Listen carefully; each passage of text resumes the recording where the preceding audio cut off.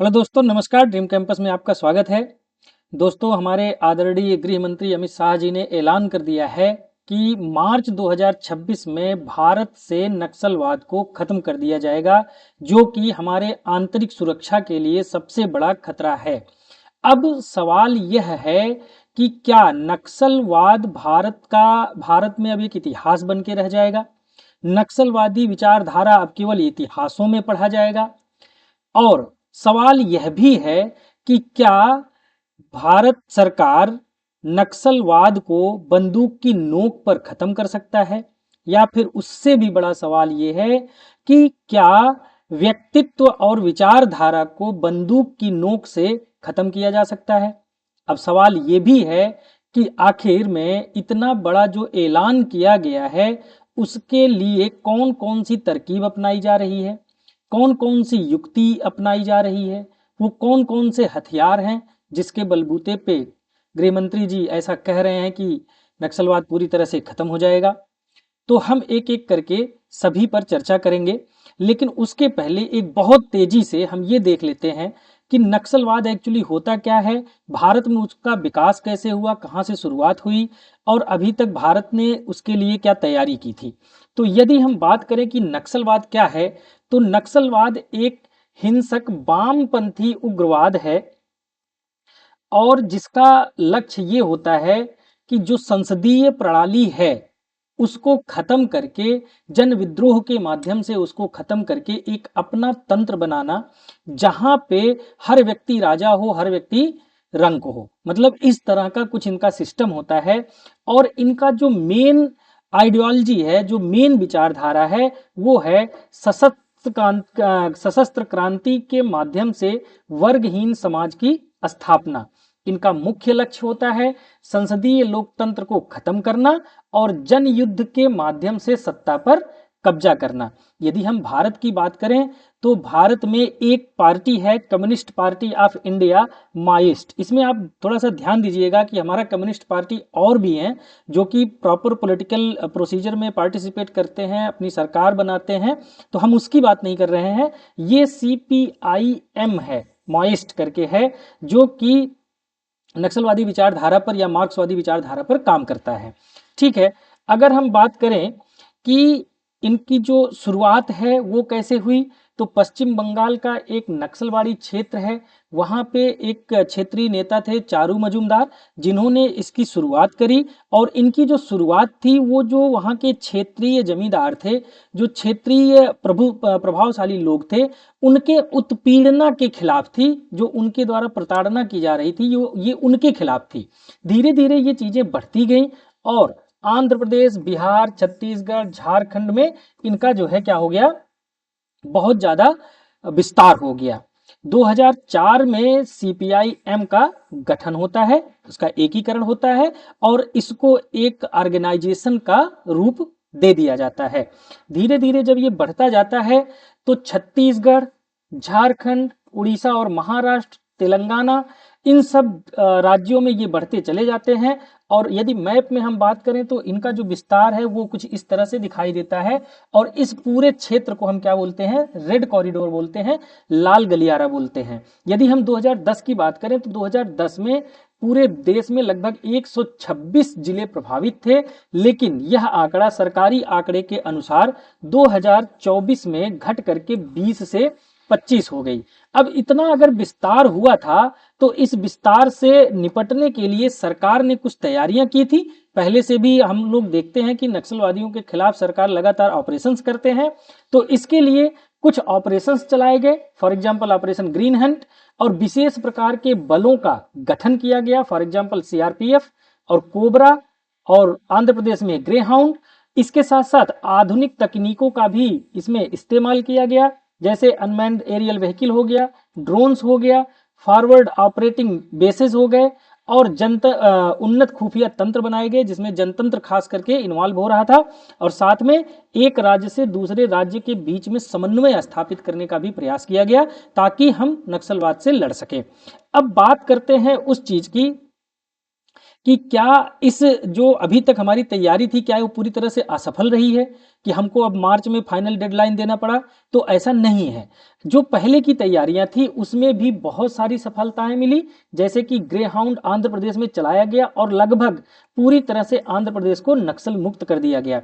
उसी तरह से महाराष्ट्र में भी गढ़चिरौली में बहुत बड़े पैमाने पर शीर्ष नेताओं ने सरेंडर किया, या तो आत्मसमर्पण किया या तो उनको न्यूट्रलाइज कर दिया गया। उसी तरह से छत्तीसगढ़ में भी, हालांकि उस हिसाब से हम नहीं बात कर रहे हैं कि यहाँ पे केवल जो ऑपरेशंस थे, जो मिलिट्री ऑपरेशंस थे वही हुए, बल्कि मिलिट्री ऑपरेशंस के साथ साथ वहाँ पे विकास कार्य भी किए गए, जिससे जो आदिवासी कम्युनिटी है, जिससे जो वहाँ के पिछड़े लोग हैं, उनको मुख्य धारा में जोड़ने का काम किया गया, प्रयास किया गया। अब मेन चीज ये है, मेन बात अब करते हैं कि जो मिशन मार्च है 2026, इसके लिए सरकार क्या कर रही है, कौन से हथकंडे अपना रही है, कौन सी रणनीति अपना रही है, हम उस पे बात कर लेते हैं। तो जो मेन चीज है कि मार्च 2026 तक नक्सलवाद का पूर्ण उन्मूलन मतलब जीरो कर दिया जाएगा, गृह मंत्रालय ने ऐसा स्पष्ट संकेत दिया है, ऐसा ऐलान कर दिया गया है। ठीक है, तो बात करते हैं कि इस मिशन के तहत सरकार कौन कौन से कदम उठा रही है। सबसे पहला कदम तो वो सिक्योरिटी के संबंध में उठा रही है, मतलब लगातार मिलिट्री ऑपरेशंस चल रहे हैं, सैन्य दबाव बनाया जा रहा है, और जहां पे भी मुठभेड़ हो रही है वहां पे न्यूट्रलाइज किया जा रहा है, शीर्ष नेताओं को न्यूट्रलाइज किया जा रहा है। और अगर उसकी हम बात करें तो एक ऑपरेशन है black forest. Black forest operation Chhattisgarh Telangana के क्षेत्रों में चलाए जा रहे हैं बड़े पैमाने पर, और इससे अभी तक जो रिजल्ट सामने आया है, लगभग 317 नक्सलियों को मार गिराया गया है, 862 से ज्यादा गिरफ्तार किए गए हैं, और 1973 से ज्यादा लोगों ने आत्मसमर्पण किया है। इसके साथ मेन चीज जो है कि इस नक्सलवादियों में, देखिए नक्सलवादी जो होते हैं वो छोटे छोटे गुटों में होते हैं, और उस छोटे छोटे गुटों के एक लीडर होते हैं। तो उस लीडरशिप में भी 14 से ज्यादा लीडर्स को भी क्या कर दिया गया है, ढेर कर दिया गया है, या तो उनको गोली मार दी गई, न्यूट्रलाइज कर दिया गया, या फिर उनका आत्मसमर्पण हो गया है। तो एक काम तो ये हो रहा है कि ऑपरेशंस चलाए जा रहे हैं, लगातार मिलिट्री ऑपरेशंस चलाए जा रहे हैं। दूसरा, सरकार दूसरा फोकस कर रही है वहां के क्षेत्र में विकासात्मक कार्यों पर, मतलब डेवलपमेंट कर रही है। किस किस क्षेत्र में सड़क बना रही है, स्वास्थ्य केंद्रों का विकास कर रहा है, शिक्षा का विस्तार कर रहा है, इसके साथ साथ कनेक्टिविटी जैसे कि मोबाइल नेटवर्किंग हो गया, इसका विस्तार कर रहा है। ठीक है, तो डेवलपमेंट पे भी पहला फोकस हो गया ऑपरेशन पर, दूसरा फोकस हो गया डेवलपमेंट के कार्यों पर, डेवलपमेंटल वर्क्स पर। ठीक है, तीसरा यह है कि एक सरेंडर पॉलिसी वहां पे ऑपरेट हो रही है, मतलब यह कि अगर कोई नक्सलवादी आत्मसमर्पण करता है तो उसके पुनर्वास की पूरी व्यवस्था सरकार द्वारा की जा रही है। न केवल पुनर्वास बल्कि समाज में वापस उसका वह स्थान दिलाने के लिए और एक सम्मानजनक जीवन जीने के लिए उसको जरूरी चीजें मुहैया करवाई जा रही हैं। तो ये तीन चीज हो गया, सिक्योरिटी हो गई मतलब ऑपरेशंस चलाए जा रहे हैं, डेवलपमेंट हो गया मतलब विकासात्मक कार्य किए जा रहे हैं, साथ ही जो सरेंडर करने का कोशिश कर रहा है, जो सरेंडर करना चाह रहा है, तो उसको भी मुख्य धारा में ले आकर के समायोजित करने का काम चल रहा है। और चौथा सबसे इंपॉर्टेंट काम चल रहा है आइडियोलॉजिकल काउंटर, मतलब ये कि देखिए नक्सलवाद भी एक विचारधारा है, तो उस विचारधारा से प्रभावित वह तभी कोई होगा जब वह किसी ऐसे व्यक्ति का बात सुनेगा जो उस विचारधारा से बिलोंग करता हो, और उसकी बातों में वो दम देखता हो कि नहीं ठीक है हमारे अधिकारों के लिए ये लड़ रहा है। तो वही बात अब सरकार भी कर रही है, सरकार अपनी बात पहुंचा रही है उन लोगों तक, ताकि सरकार के ऊपर उन लोगों का भरोसा हो सके, और नक्सलवादी जो विचारधारा है उसको छोड़ करके वो सरकार की मुख्य धारा में शामिल हो सके। तो मिशन जो मार्च 2026 है उसकी 4 रणनीतियां हैं। पहला है कि इनको मिलिट्री ऑपरेशंस करके इनको दबाया जाए, इनके ऊपर दबाव बनाया जाए। दूसरा, नक्सल प्रभावित क्षेत्रों में विकास के कार्य किए जाएं। तीसरा, जो सरेंडर पॉलिसी है कि यदि कोई नक्सलवादी सरेंडर करना चाहता है तो उसको मुख्य धारा में जोड़ा जाए। चौथा, कि जो नक्सलवादी विचारधारा के लोग हैं उनको, उनका जो ब्रेन है, उनका जो दिमाग है, उसको सरकार के ऊपर मोड़ना, ताकि वो सरकार की नीतियों पर, सरकार की रणनीतियों पर, सरकार के विचारधारा पर भरोसा कर सके। अब सबसे बड़ा सवाल यह है कि क्या इन सब चीजों से नक्सलवाद पूरी तरह से भारत में खत्म हो जाएगा? जो हमारा सबसे बड़ा सवाल था कि क्या बंदूक की नोक पर व्यक्तित्व को जीता जा सकता है? क्या बंदूक की नोक पर विचारधारा को बदला जा सकता है? विचारधारा को खत्म किया जा सकता है? तो इसका जवाब आपको स्वयं देना है, आप कमेंट बॉक्स में दीजिए।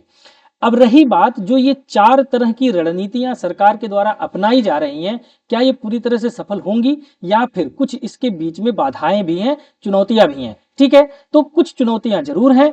क्यों? क्योंकि ऑपरेशंस जहां पे भी चल रहे हैं, जो नक्सल प्रभावित क्षेत्र है, वह क्षेत्र बहुत ही दुर्गम जंगल है, पहाड़ी इलाका है और सीमावर्ती क्षेत्र है जहां पे पहुंच पाना मुश्किल है। तो यह कहा जा रहा है कि जब आप वहां तक पहुंच नहीं सकते, जब वहां पे आप अपने ऑपरेशंस नहीं कर सकते, जब आप वहां पे अपने किसी ऐसे व्यक्ति को नहीं भेज सकते जो उनके विचारधारा को परिवर्तित कर सके, तो आप कैसे कह सकते हैं कि मार्च में पूरी तरह से नक्सलवाद खत्म हो जाएगा? यह सोचने वाली बात है।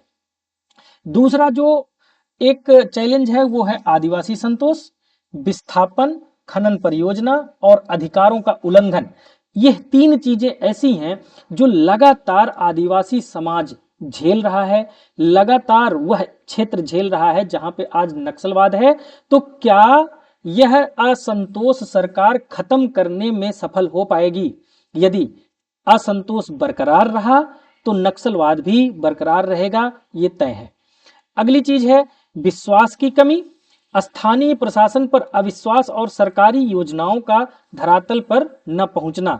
स्थानीय जो प्रशासन है, अब उनकी हो सकता है कि उनकी अपनी कोई मजबूरी हो, उनके अपने चैलेंजेस हो, लेकिन जब तक जो सरकारी योजनाएं हैं वो ट्रू लेटर एंड स्पिरिट में ग्राउंड पे लागू नहीं होंगी, तब तक उन आदिवासियों को क्या पता कि कौन सी योजना चल रही है, सरकार उनके लिए क्या कर रही है, सरकार उनके लिए क्या सोच रही है, तो उनको पता ही नहीं चलेगा। और जब पता नहीं चलेगा तो जो नक्सलवादी विचारधारा के लोग हैं वो अपनी बात उनको बताएंगे कि सरकार आपके लिए कुछ नहीं कर रही है, सरकार आपको छोड़ दी है ऐसे है आपके हालात पे। तो वो उनकी विचारधाराओं से प्रभावित होंगे और नक्सलवादी क्षेत्र में उनकी गतिविधि और बढ़ेगी, वो उसी तरफ मूव करेंगे। उसके अलावा विचारधारा की जड़ें, जैसा कि हमने बताया कि यह ऐसा क्षेत्र है जहां पे नक्सलवादी विचारधारा पूरी तरह से रगों रगों में लोगों के बस गई है और किसी के खून में यदि विचारधारा व्याप्त है, खून में अगर विचारधारा है, तो उस ब्लड को साफ करना बहुत बड़ी टेढ़ी खीर है। किसी के खून को इतने आसानी से आप परिष्कृत नहीं कर सकते हैं। ठीक है, तो अगर हम बात करें कि अस्थाई समाधान क्या हो सकता है, तो सबसे पहली चीज तो ये कि यदि विचारधारा को खत्म करना है तो केवल बंदूक से काम नहीं चलेगा, और भी बंदोबस्त करने पड़ेंगे। ठीक है, यदि किसी विचारधारा को पूरी तरह से खत्म करना है और संवैधानिक विचारधारा को स्थापित करना है तो संविधान को जमीन पर ले आकर के लागू करना पड़ेगा।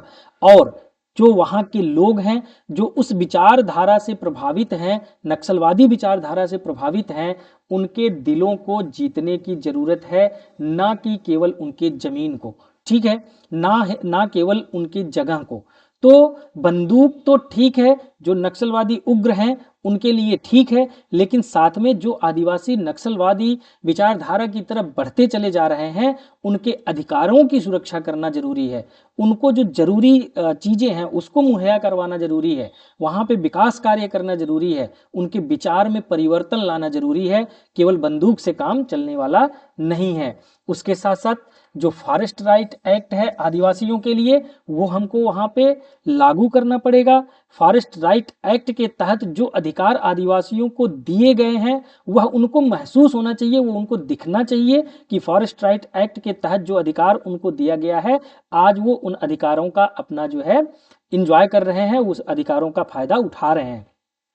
साथ ही स्थानीय नेतृत्व बहुत जरूरी है, क्योंकि कोई दिल्ली से रोज बस्तर जाकर के अपने विचारों को नहीं बता पाएगा। जो स्थानीय नेतृत्व है, जो वहाँ के आदिवासी हैं, उन्हीं में से किसी को निकाल करके उन्हीं को ट्रेंड करना पड़ेगा, उन्हीं से वह काम करवाना पड़ेगा क्योंकि वही एक ऐसा व्यक्ति होगा जो उनका प्रतिनिधित्व भी करेगा समाज में, और समाज में उनकी समस्याओं को भी बताएगा, सरकार के सामने अपनी बात को भी रखेगा और अपने अधिकारों को अपने समाज तक ले जाकर के पहुंचाएगा।